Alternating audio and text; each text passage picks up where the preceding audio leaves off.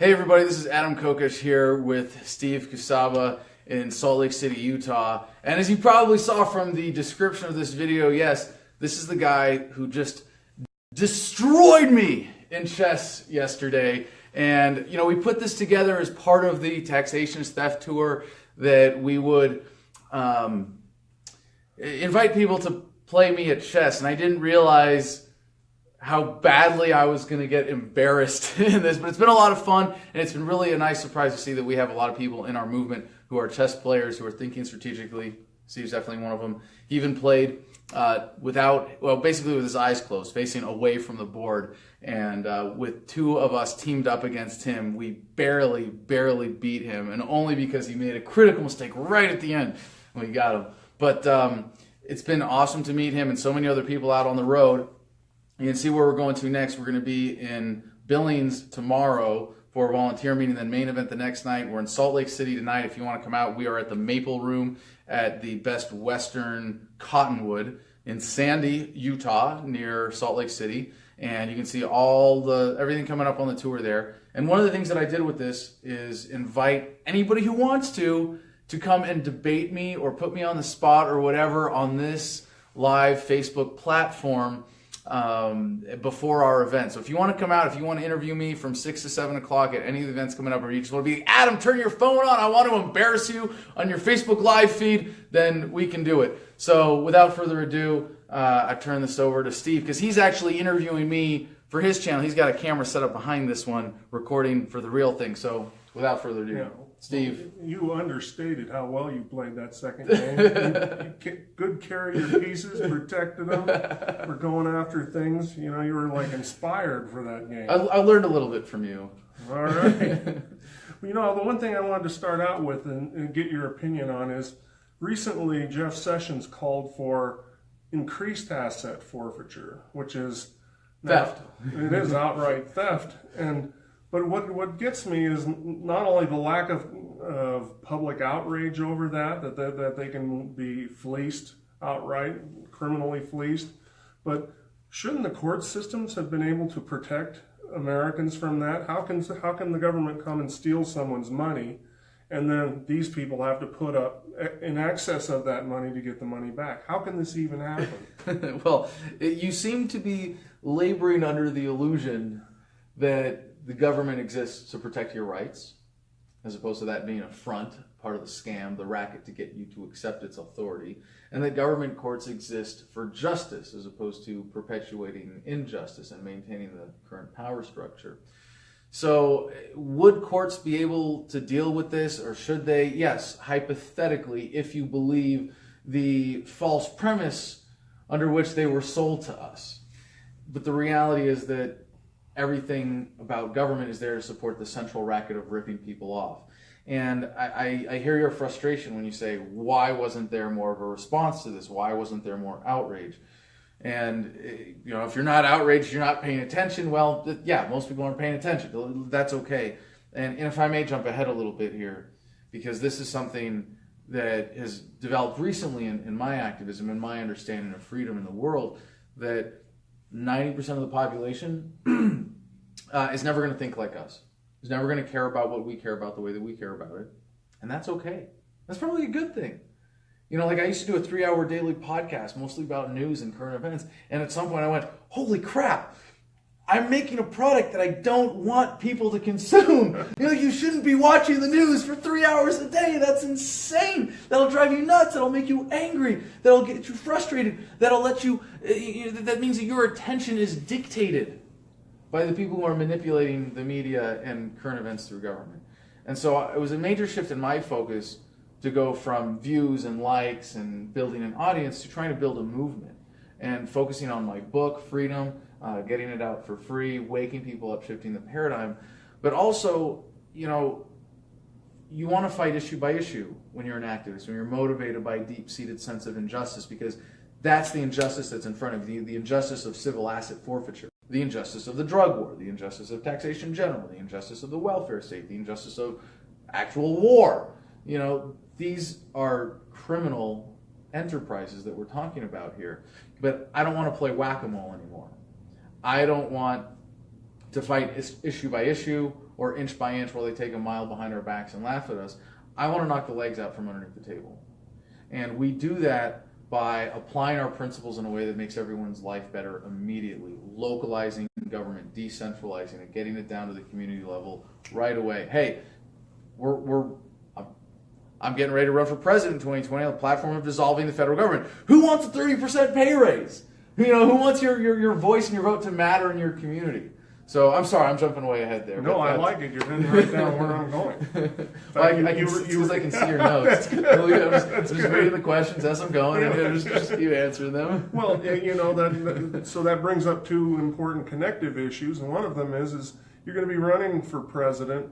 What are your plans for actually getting on major media TV shows so that your presence is spread out there? Because you do have a chance of really pulling this off, and so seriously, you'd want to get name recognition way out in front of everyone else. Well, this is where I have a pretty big leg up. I've been on all the mainstream media television networks through my anti-war activism and civil disobedience stuff before then, and right now I've done 4 interviews today. This is my 5th. I mean, this was an awesome day for me because I'm going out. And again, it's like not about building my audience. It's about reaching other audiences and reaching out that way.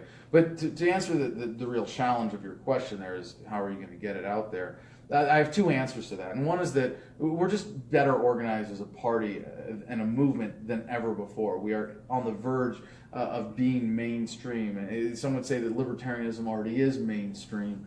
And I think because of all of the work of the people who have built the party that went before us, when we win the nomination in 2020, we are going to have an awesome platform to communicate these ideas and to present this platform to the American public. So I'm really not worried about that. Of all the challenges, I'm very confident that if we win the Libertarian Party nomination, everything looks like we're on track to do that, recruiting delegates like we are on this tour, getting people like you signed up and involved and engaged.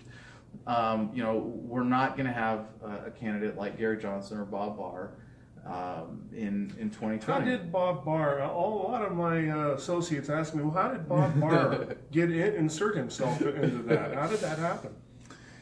Well, part of it is that winning the Libertarian Party nomination for president, and I don't know if this is the right way of saying it, but it's when I looked at the process closer than I ever had in 2016 and went to the convention and was an active supporter of John McAfee, it's embarrassingly easy to win the nomination.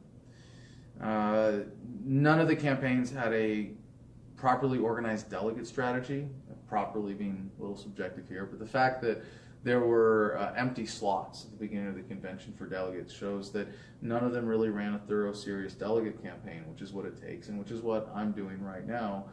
What we did last year on the tour, we started this process getting people signed up specifically for this. And on this year's tour, getting even better organized going into 2018. And with someone like Bob Barr or Gary Johnson, they're kind of able to game the system and bring in their people and win the nomination. And Gary barely did it in 2016, had 49.5% of the vote. But if I may make a larger point off of this, there are a lot of people like you, because you've been, I get to meet someone like Steve, and it's like, whoa, you've been holding the torch for decades. People like me, I'm relatively new to this in the sense that I could say I hit the bottom of the rabbit hole politically 7 years ago in 2010 when I was running for Congress. For you, it was the 70s, right? Well, I always liked the libertarian idea in high school. It just made sense. So when you woke up, you were all alone, and it was really a different experience than waking up today.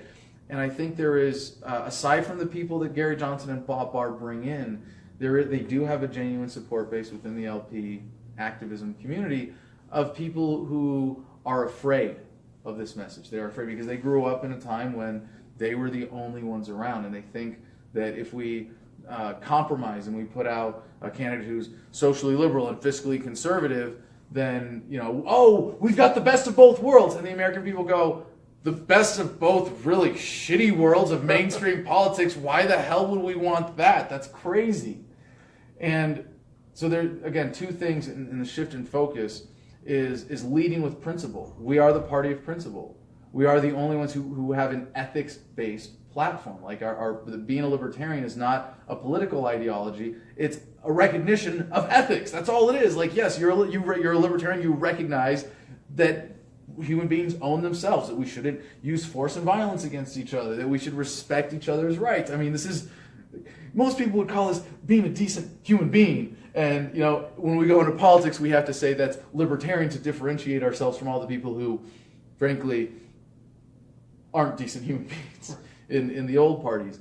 So one, that leading with principle, I think, is the major shift. Being unafraid to say, yes, this is why we are here. It's out of principle. It's for love. It's because we want to help you. It's not because we want to be right about everything or impose our vision, but we have to live that. And to me, that means presenting the policy of decentralization. Well, a lot of people, common, ordinary folks that have heard the mainstream message, have a fear of libertarian ideas that all of a sudden we're going to be booting out people on the street, the old are going to starve, and the weak are getting trampled on, and there's going to be no roads. So what would a system look like?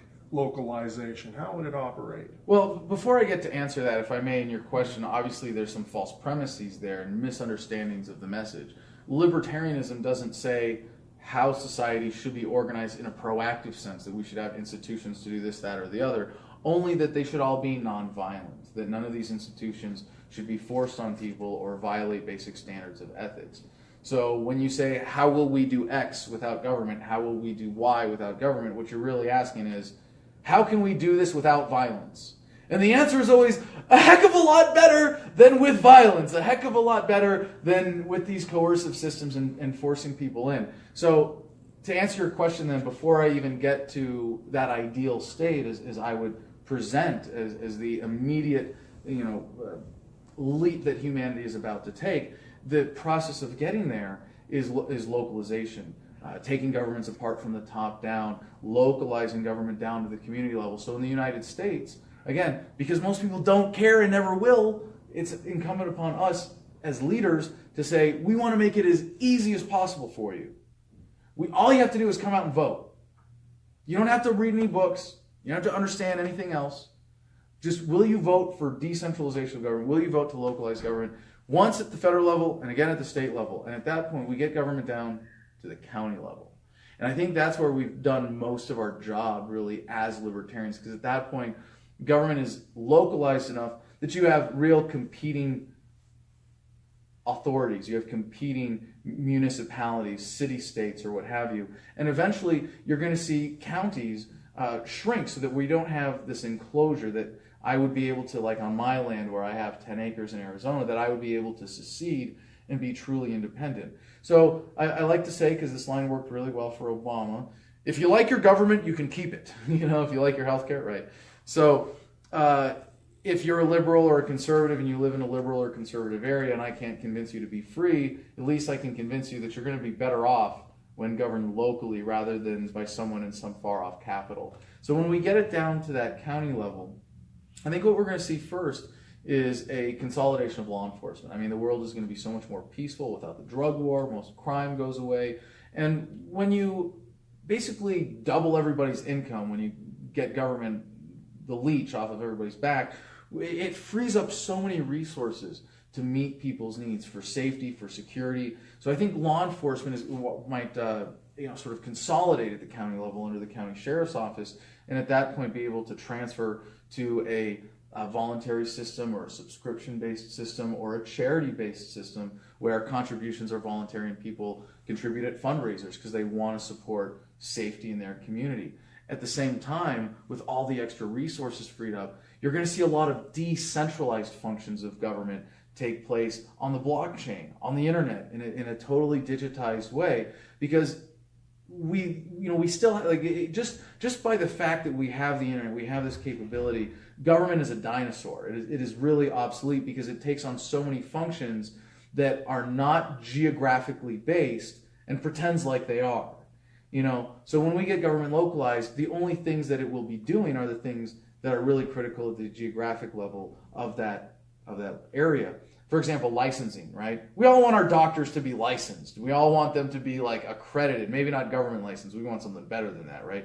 But do we need that to be geographically based. Like even right now, why do we have the United States federal government managing licensing just in this area where we should have a global standard? And I'm not a globalist. I'm talking about the free market. You get the government out of the way. Have a decentralized system of certifying doctors that's not based on, can you prescribe pills to keep the government sponsors and the pharmaceutical industry happy, but can you really meet human needs? Can you really serve people? And at the same time, you're going to have the creation of new societies and new city-states and new communities. And how exciting is it to think that when we get government out of this land monopoly, right? When we free up new territories to be populated, to be founded as new communities, to separate from those county governments perhaps, to secede or to break off as private property enterprises, as private property developments, or as new experimental communities or cities or whatever you would want to call those things. Those new developments mean that we can create communities and systems of governance and people coming together in ways that meet their needs. So we're going to see all sorts of really cool new stuff come about, stuff that we can't even imagine.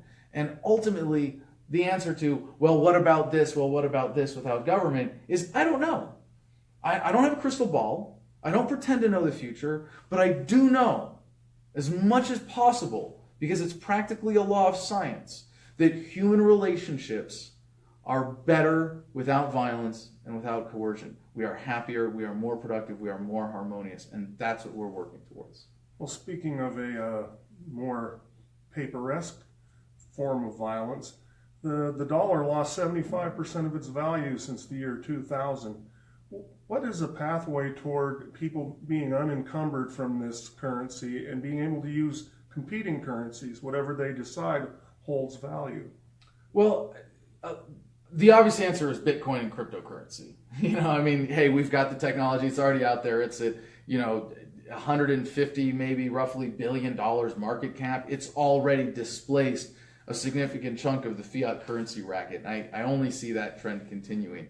And, I'm one of these people who's not a Bitcoin above all else, because I can't say that it's going to be this coin with the first to market advantage. There are people I've interviewed who say, yeah, it is. And I'm not an expert, but I am definitely a fan and have absolute confidence in the concept of cryptocurrency, of digital decentralized money that is going to be far superior to anything the government can possibly provide. And already right now, I do as much of my business in Bitcoin and barter and cryptocurrencies as possible. So I'm not using the dollar. I'm not paying that inflation tax. And I know it's not possible to completely, opt out and really have no support for the system that way. But I'm very confident that this is the future and that people are shifting to this. So what we have to do to take away the false advantage that the Federal Reserve System has is remove its government backing. And some people say, Adam, this is awesome. You're going to end the Fed. You're going to end the Federal Reserve. It's like, no. I'm going to end the federal government. What do we do with the Federal Reserve? How fast should the dollar be displaced? Should it be phased out? It's a really easy answer. Let the market decide. It's not for a central planner to figure out. If I take office and take not office, take this receivership status of the federal government, and the U.S. dollar is still a viable currency, who am I to just pull the rug out from underneath people and create that economic upheaval? Well, all we want to do is say we spin it off and let it die a natural death at whatever pace nature dictates. Well, the sooner the better. Right. Well, it's working on it. And it may happen before we win on this platform.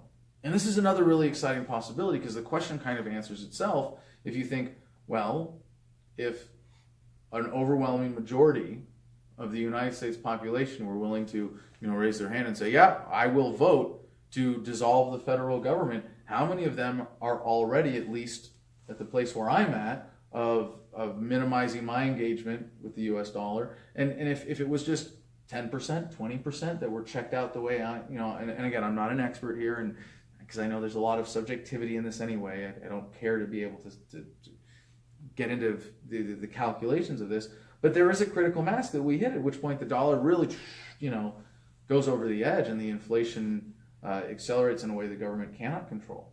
And that's an exciting possibility. And if that happens before we win on this platform, we're really going to be going in picking up the pieces and cleaning up the mess.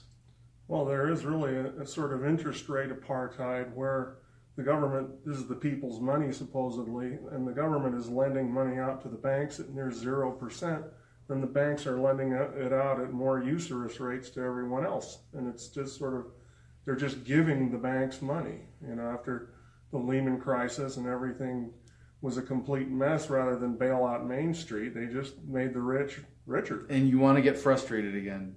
I know, it's so tempting. You just want to, but no, it's tough. You know, it really, I shouldn't say that. It's easier. It's a lot easier. My life is a lot easier than it used to be because I have given up these delusions about my activism. Because, you know, I don't think that we want to fight issue by issue anymore. You fight issue by issue, even if you win, you lose. Because things will keep progressing, government will keep getting bigger, and I think it's, like I said, we want to knock the legs out from underneath the table. See, you're trying to sort of, you're staying in the same place, but you're sort of breaking away, just pulling away from the system. Well, I think that has long been put forth as a viable strategy to end the state, and I think at this point I can come to the conclusion that I really disagree. I don't think opting out, I don't think going Galt is going to end the state, and there are a couple of reasons I can say this, that strategically I think we can eliminate this as a way forward. One is you look at the first American presidential election, and at that point, you know how many people voted? What percentage of the population? It was less than 2%. We're talking white landowning males primarily at this point, right? And they didn't go, oh shoot, we only have 2% of the population supporting us. I guess we can't be the government. Oh shucks. No, they said, screw y'all, we're in charge anyway. And if you have your little island, you have your little enclave, you have your little homestead or your seastead or whatever the case may be, that's awesome. And I encourage that. I think people should live as free as they can in an unfree world. But we are only as free as the least free among us. And if all the smart, freedom-loving people leave the United States, they're still going to have the printing presses. They're still going to have the guns and the tanks and the bombs and the planes. And you're not safe the minute you become a threat. In fact, you're less safe in this scenario because now that government has a lot less check on its power from the people. They're not as accountable. They're going to be able to bomb you in the dark and disappear you, and no one's going to care. So it really is incumbent upon us, and you know, a lot of people have asked me about leaving the United States. I don't want to do it. I mean, for me, it's not just that you know, I'm giving up on the opportunities that I have here, but that this is the seat of the empire. If you want to overthrow the greatest empire the world has ever known, you know, you have to be here for that. So, you know, it's tempting to want to leave. It's tempting to want to check out and go Galt, but it's a losing strategy. What we really have to do is figure out a way, and I believe I have, and I'm exploring this possibility now, to withdraw the critical mass of public consent from government. And I think if we don't do that, government will continue and no one will be safe. Well, after this election with Gary Johnson, the Libertarian numbers have increased. And hopefully we're looking forward to an even bigger increase under your tutelage. And that's definitely not an appropriate word for a tutelage. I'm a messenger, and I when I wrote my book, I with all the great libertarian manifestos and all these great books in my jail cell, I decided to become the greatest rip-off artist the freedom movement has ever known. And I don't claim credit for any of these ideas or an originality in any of them. I think it's really important that we maintain that kind of intellectual humility. And I know that even as important as what I'm doing and what we are doing as a team and as a campaign right now is for the course of human progress, there are other dimensions of human existence that are just as important or perhaps even more so. You know, and it's frustrating when you think as an activist this is the most important thing and people are dying and suffering, and if we don't do something about it, it's going to continue forever. But, you know, people are curing cancer and working on mental health issues. You know, those are really essentially, or the new technologies. I mean, working on new ways of implementing the internet or new cryptocurrencies or communications platforms. All of these other things contribute to this great dance forward of humanity.